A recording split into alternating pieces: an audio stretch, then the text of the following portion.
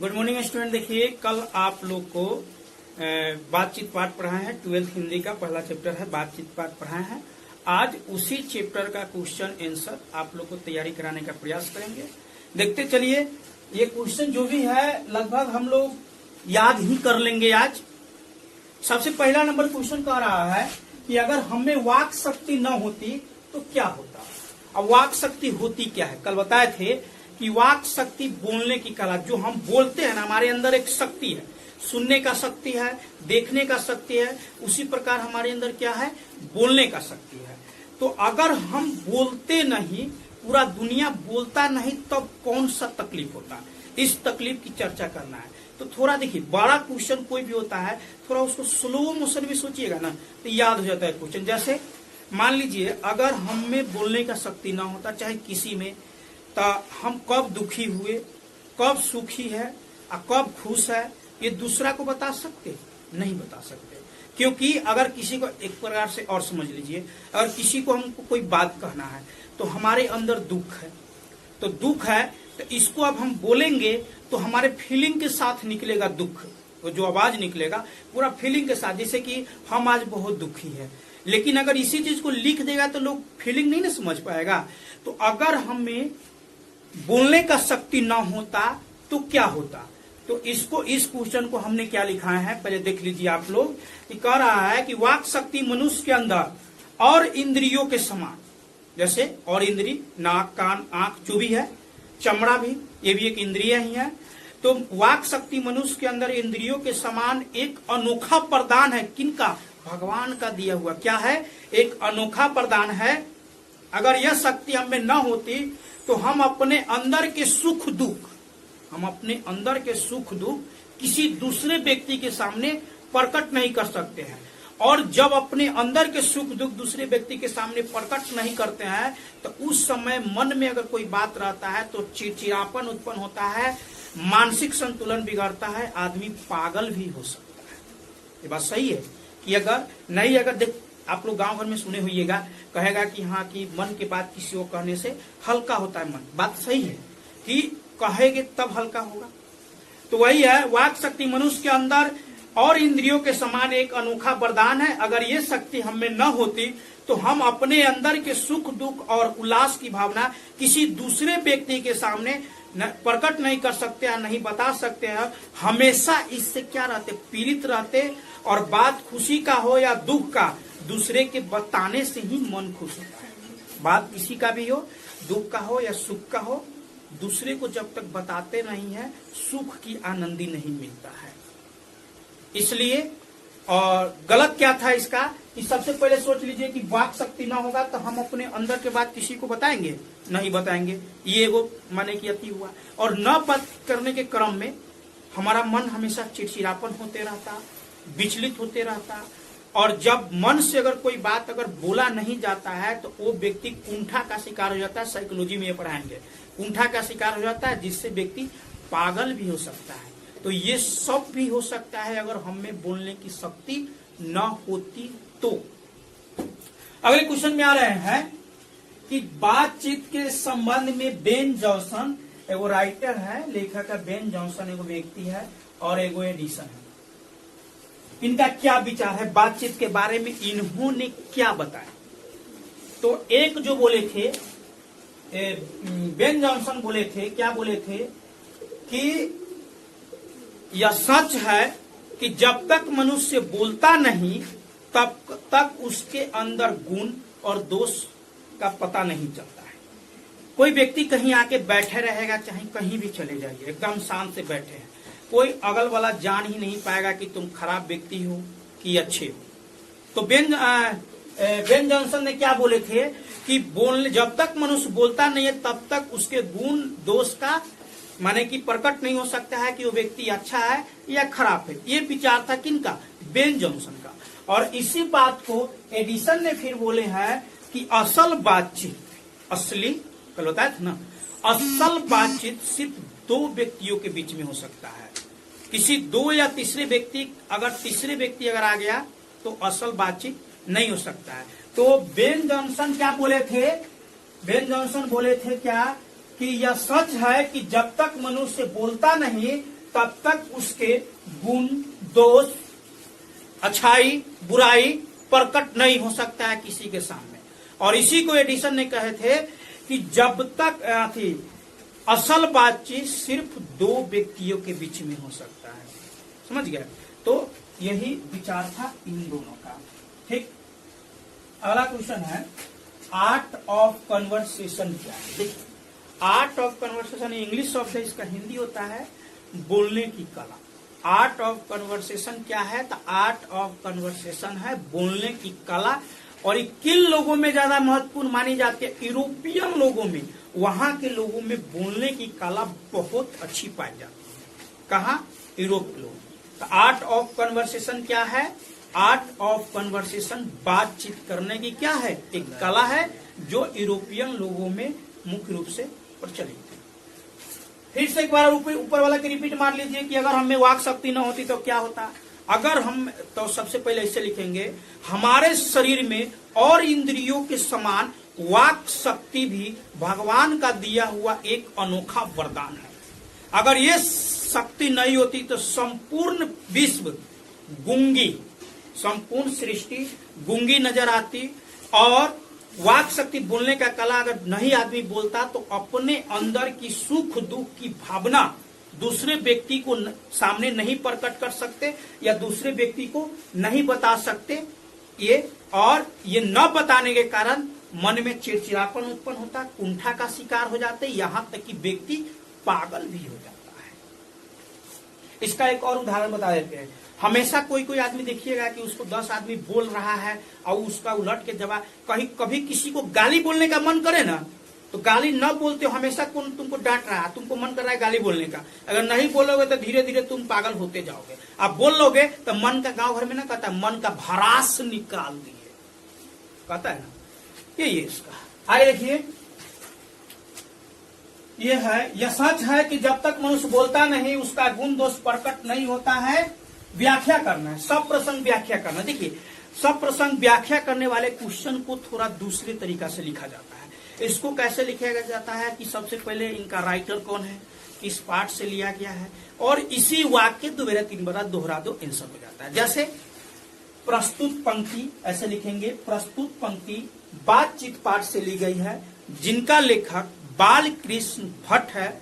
वे किसी भी व्यक्ति का, कोई भी व्यक्ति का वर्णन करते हुए कहते हैं कि जब तक मनुष्य बोलेगा नहीं तब तक उसका गुण दोष प्रकट ही नहीं होता है।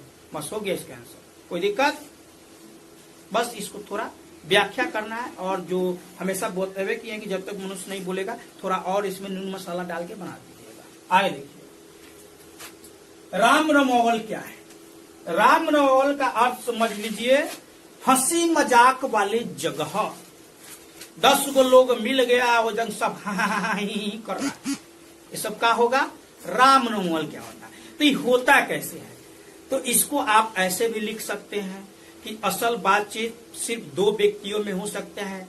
किसी तीसरे या चौथे व्यक्ति के आ जाने पर उस बातचीत की धारा की दिशा ही बदल जाते हैं और उसके जगह पर कोई चुटकुली बात होने लगती है। इस स्थिति को हम राम रमोवल का क्या कहते हैं कि असल बातचीत सिर्फ 2 व्यक्तियों के बीच में हो सकती है, और 2 व्यक्तियों के अलावा कोई तीसरा आ गया या चौथा 5वां व्यक्ति आ गया है तो उस बात, जो बात पहले होता था वो बात तब खत्म हो गया।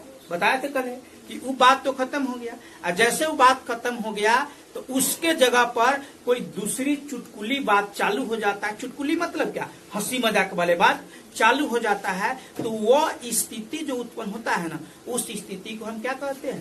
राम रमोवल कहते हैं। उस स्थिति को राम रमोवल कहते हैं। किसी को कोई दिक्कत? चलिए आगे बताते हैं। राम रमोवल अगला क्वेश्चन है, मनुष्य के बातचीत का उत्तम तरीका क्या हो सकता है? क्यों लिखा गया क्या हो सकता है? और इस तरीका के द्वारा वो अपने नवीन संचार की रचना कैसे कर सकता है? देखिए, सबसे पहले इसको थोड़ा कहानी की तरह समझ लीजिए, याद रह जाएगा कि हर व्यक्ति के अंदर नकारात्मक और सकारात्मक दोनों सोच क्षण भर क्षण उत्पन्न होता रहता है। अभी मन में कुछ और सोच रहे हैं, अभी कुछ और सोचने लगा। नकारात्मक और सकारात्मक सोच क्षण प्रति क्षण। अभी मान चलो हम यहाँ पढ़ाने बैठे हुए हैं, अब मन में सोच लगा हमारा भैंसिया का कोनो घास लगाया है कि नहीं लगाया है, मन में सोच लिया। फिर पढ़ा रहा है, फलना कल जा रहा है तो गरिया दिया था हमको, फिर मन में कुछ और आ गया। अच्छा ही फिर मन में सोचोगे नहीं फलना दिन सीतामढ़ी जाए। प्रति क्षण क्षण में आपका क्या होता है, मन बदलते रहता है। और जिस प्रकार मन बदलेगा शरीर का हाव भाव भी बाबू उसी प्रकार होगा। बताए हैं कि जैसे मन वैसे काम होता है, तो प्रतिक्षण होता है। तो इससे आप व्यक्ति कैसे बच सकता है?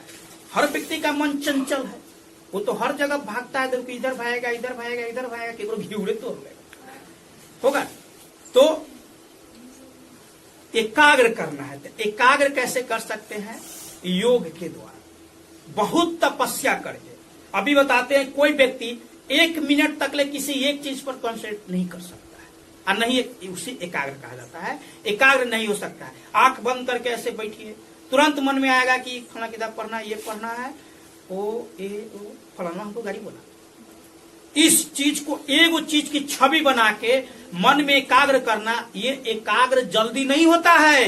एकाग्र महीनों वर्षों की तपस्या से व्यक्ति एकाग्र होता है और उसका मन एकाग्र होता है। और जिस व्यक्ति का मन एकाग्र हो गया वो नए नए संचार की रचना कर सकता है, अपने बातचीत करने का उत्तम तरीका ढूंढ सकता है, क्या सही है क्या गलत है स्वयं सोच सकता है, और वो व्यक्ति अपने आप से बात कर सकता है। लेकिन हम लोग अपने आप से बात कर सकते हैं? नहीं कर सकते। क्यों? क्योंकि हमारा मन एकाग्र है ही नहीं। एकाग्र करने के लिए हमें तपस्या करना होगा, योग करना होगा, सालों बिताना होगा, तब जाके मन होगा। तो बातचीत करने का उत्तम तरीका तभी हो सकता है जब व्यक्ति अपने मन को एकाग्र कर ले। एकाग्र करने के बाद जब उसके एकाग्र पर वो अपना विजय पा लेता है, तो कोई देखिए कभी काल कोई कोई व्यक्ति ऐसा होता है। एक सेकंड देखिए, अपना देश आजाद कराने में गांधी जी का भूमिका के बारे में आप सब लोग जानते थे, लेकिन उनको सब क्या बोलते थे? नरम दल, क्योंकि ये मार झगड़ा करना चाहता ही नहीं है। लोग से यही ना कहते थे कि मार झगड़ा करना नहीं चाहते हैं, और लोग कहते थे कि मारो पीटो। लेकिन ये गांधी जी वकील थे, बड़ा दिमाग था उनको, जानते थे गांधी जी की अगर एकरा से लाठी लेके मारने पीटने जाएंगे ना तो हमरा से काफी ज्यादा सेना एकरा है, ये तो हमको मार के भगा देंगे। तो गांधी जी कभी मार पीट के लिए नहीं, वो सत्य के साथ, मतलब कुछ बोलते नहीं थे, एकदम आंदोलन कर रहा है लेकिन एकदम शांति से कर रहे हैं। वो जानते थे इस बात को कि पीटा पीटी कैली तो हम हार गए। तो एकाग्र मन करते थे और तब जाके जीत दिलाए। लेकिन फिर भी बहुत है, चलिए वो पॉलिटिक्स वाला बात है उसको छोड़ते हैं। उसके बाद क्या है, हमारी भीतरी मनोवृत्ति प्रति क्षण नए नए बदलते रहते। दोनों का क्वेश्चन आंसर आपका यही हो गया कि मन को आपको अपने अंदर क्या करना है, एकाग्र करना है। और उत्तम तरीका वाले क्वेश्चन को एक बार हम समझा देते हैं कि हमने बच्चे को क्या लिखाए हैं कि मनुष्य के बातचीत का उत्तम तरीका क्या हो सकता है, इसके द्वारा वह कैसे अपने लिए सर्वथा नवीन संचार की रचना कर सकता है। संचार मतलब नए नए चीज की रच सकता है। तो यह है हर एक मनुष्य के अंदर क्वेश्चन है आंसर। हर एक मनुष्य के अंदर नकारात्मक और सकारात्मक बातचीत उत्पन्न होते रहता है। बताए हैं कि हर मनुष्य के अंदर नकारात्मक मतलब सही अति गलत बात, और सकारात्मक मतलब अच्छा बात। अनुभव नहीं कर माने कि इससे मनुष्य उत्तम शक्ति का अनुभव नहीं कर सकता है। जब तक ये मनुष्य के अंदर होगा तब तक वो क्या करेगा, उत्तम शक्ति का अनुभव नहीं कर सकता है। अपने अंदर ऐसी शक्ति क्या करना है, जागृत करना होगा। और ये कैसे हो सकता है, एकाग्र के द्वारा। मन को एकाग्र करेंगे तो ऐसे शक्ति क्या होगा, उत्पन्न कर सकते हैं। उसके बाद जिसके अंदर शक्तियां उत्पन्न हो जाएगी ना, जो व्यक्ति अपने मन पर, जैसे कि बड़े बड़े ऋषि मुनि पहले थे, अपने मन को बस में करके रखते थे। वो जो चाहते थे, मन का मजाल नहीं है कि मन इधर उधर भाग जाए। जैसे गौतम बुद्ध हुए और भी बहुत महापुरुष हुए जिन्होंने अपने मन को एकाग्र करके रखा, कहीं जाने नहीं देता था। अभी हम लोग बैठे हैं, चलो चलते समोसा खा लेते हैं, मन भाग गया समोसा पर। लेकिन उन लोग ऐसा नहीं थे, मन को तू जाएगा तो जाएगा कहाँ, तुमको यहाँ रुकना है। तो ये रुकना सीधे नहीं रुकता है, बहुत समय लगता है इसके रुकने के लिए। तो वही है, जो अपने अंदर ऐसे शक्तियां उत्पन्न कर लिए वे नवीन संचार का उत्पन्न कर सकते हैं। वो माने क्या, एक प्रकार से समझ लीजिए ना, जिसके अंदर अगर ऐसी शक्ति उत्पन्न हो गया उसको एक प्रकार से भगवान ही मान लिया जाता है, क्योंकि वो गलत कर ही नहीं सकते। यही सब क्वेश्चन एक बार रिपीट मार लीजिए। अगर हमें वाक शक्ति न होती तो क्या होता? अगर हमें वाक शक्ति न होती, इसका आंसर ऐसे तो नहीं लिखा है कि हमारे शरीर में और इंद्रियों की समान वाक शक्ति भी भगवान का दिया हुआ एक अनोखा वरदान है। इसके न होने के स्थिति में हम अपने अंदर के सुख दुख की भावना किसी दूसरे व्यक्ति को नहीं बता सकते हैं, और न बताने के कारण हम उस चीज को लेकर हमेशा पीड़ित रहेंगे और इसके वजह से पागल भी आदमी हो सकता है, कुंठित भी हो सकता है, और हानियां ही हानियां होगा। अगला क्वेश्चन है, बातचीत के संबंध में बेन जॉनसन ने क्या बोले थे कि ये सच है कि जब तक मनुष्य बोलता नहीं तब तक उसका गुण दोष प्रकट नहीं होता है। बेन जॉनसन जी ने बोले थे, और एडिसन ने बोले थे कि असल बातचीत सिर्फ दो व्यक्तियों में हो सकता है, किसी तीसरे व्यक्ति चौथे व्यक्ति के आने पर बातचीत की धारा की दिशा बदल जाती है। अगला है, आर्ट ऑफ कन्वर्सेशन क्या है? आर्ट ऑफ कन्वर्सेशन बातचीत करने की एक कला है जो यूरोपियन लोगों में महत्वपूर्ण पाया जाता है ज्यादातर। उसके बाद है, यह सच है, इसका तो बताइए दिए। राम रमल क्या है? असल बातचीत सिर्फ दो व्यक्तियों के बीच में हो सकती है, किसी तीसरे या चौथे या पांचवें व्यक्ति के आ जाने पर बातचीत की धारा की दिशा बदल जाती है, उसके जगह पर कोई चुटकुली बात होने लगती है। इस स्थिति को हम राम रमल कहते हैं। कोई दिक्कत? चलिए आगे चलते हैं। मनुष्य के बातचीत का उत्तम तरीका अभी समझाए हैं। देखिए, अगर ये चैप्टर क्वेश्चन आपको अच्छा लगा हुआ, और एक बात और आपको हम बता देते हैं, आप लोग सिर्फ इतना ही पढ़ते हैं, जितना क्वेश्चन दिया है इतना ही पढ़ते हैं।